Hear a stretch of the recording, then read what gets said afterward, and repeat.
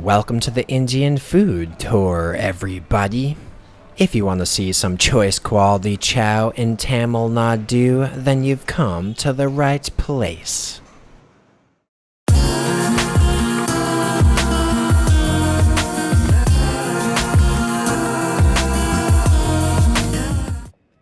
So I was cruising and perusing around Tirumalai Palace in downtown Madurai. Apparently this mofo was built by a king from the Nayaka dynasty almost 400 years ago. In other words, this place has got some rich cultural heritage popping off. Seems like a pretty nice selfie locale, don't you think?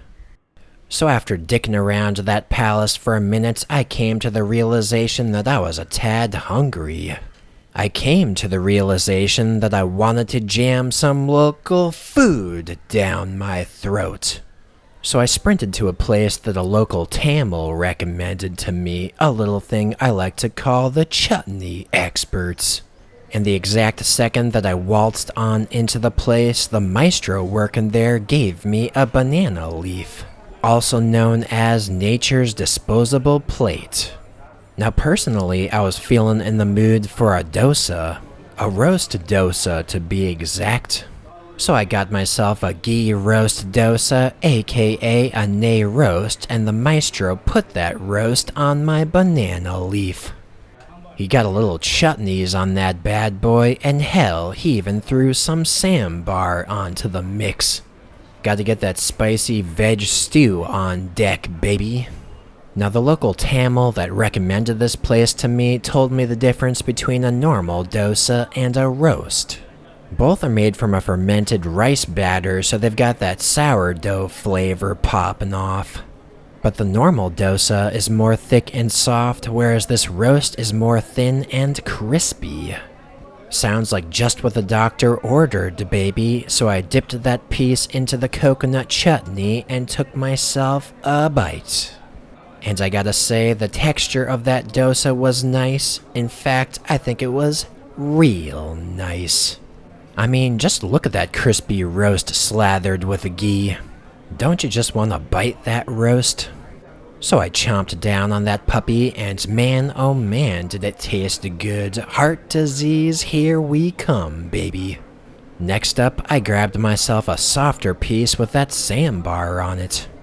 And that softer piece was tasting okay, but I personally prefer those crispy parts. Now this piece right here seemed like it was medium crispy, so I dipped it into some tomato chutney, and wow. Nice fucking chutney right there. And I gotta say, the chutneys in this place are kinda spicy.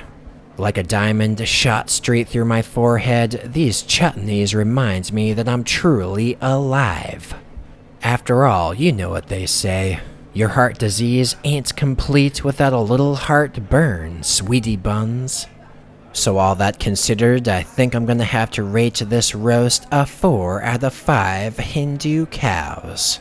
I mean, despite the fact that it was messy as hell, it was delish to the max.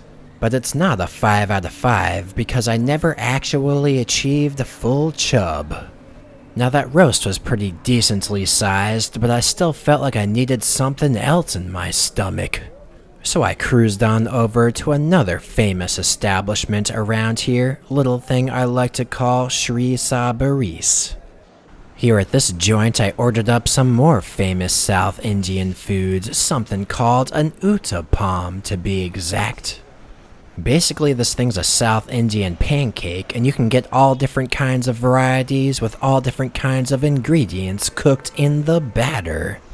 These ain't your grandma's pancakes, that's for damn sure. These are some South Indian delicacies right here. And surprise, surprise, what do we have here? I think they put some more chutneys on this plate.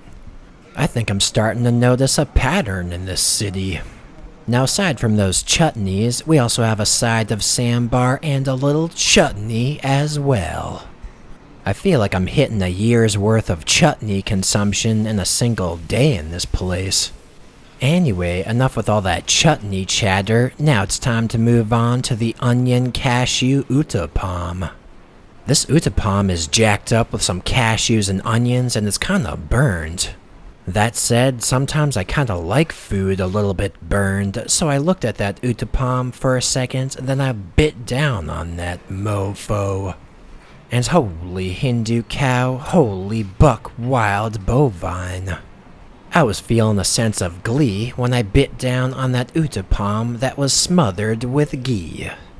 It's almost as though those finely cooked onions and those toasty cashews formed a connection with me. A connection that transcended time, and a connection that transcended space. That Uttapam connected with me in a way that wasn't so much physical as it was metaphysical. In other words, nice fucking Uttapam right there.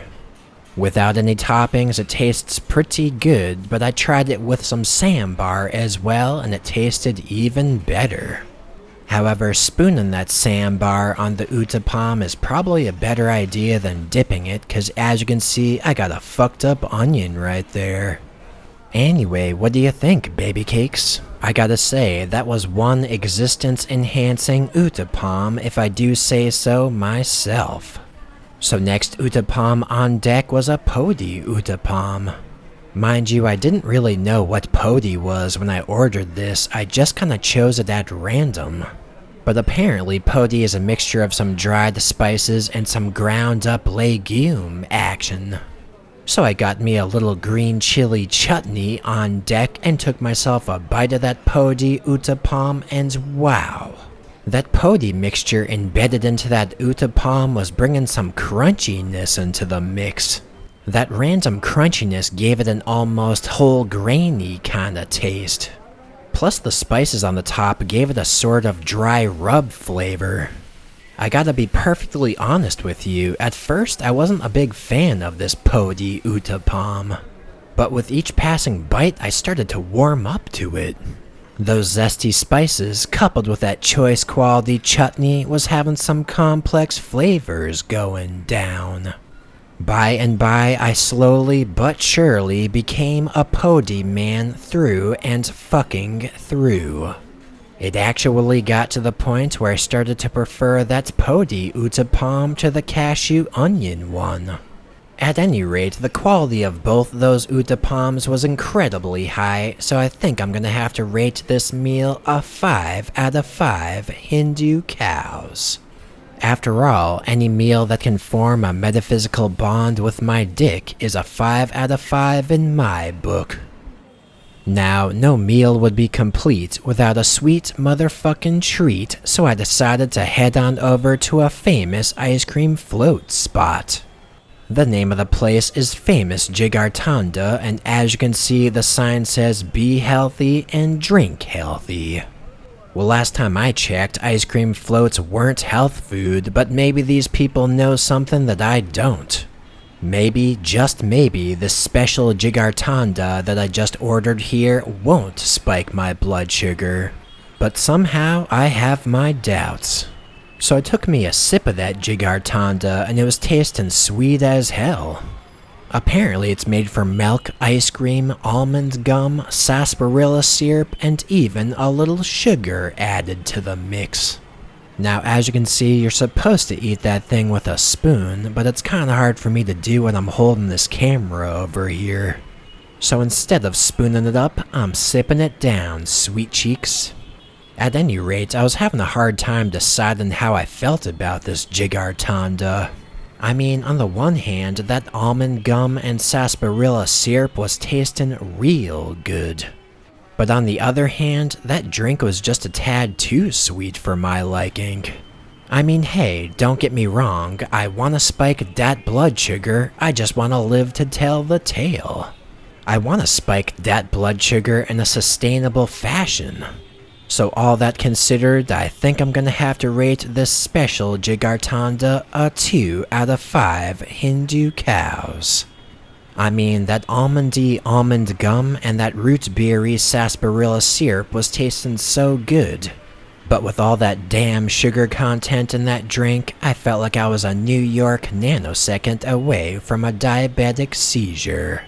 Now the overall price of the food that I ate today was 210 rupees, which is $3.40.